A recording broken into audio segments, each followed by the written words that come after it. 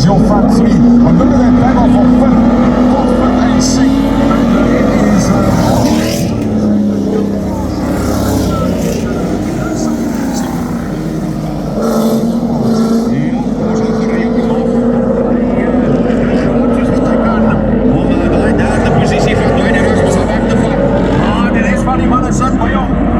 Connie Meijer, wat baie kort op sy buffer is.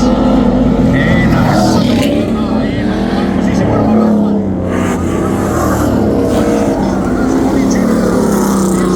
Hallo verder, van die rest van die ploeg weg te beweeg. Die bal is bietjie weg. En ons verwacht dat die Ollie Junior hierdie bal wel lyk teen die baan, soos we wacht dat hy baie interessant lyk, maar nog steeds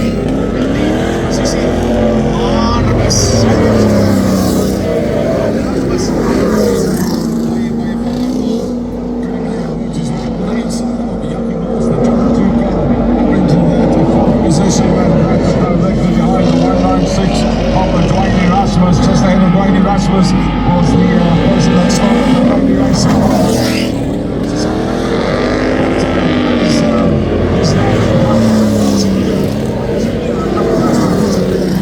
The beginning of heat number 2 really. Absolutely brilliant. Ze zijn Breitenhof fantastische wedstrijd. En daar is Muntmannen wat op jezelf neer kan zetten. Want zij zijn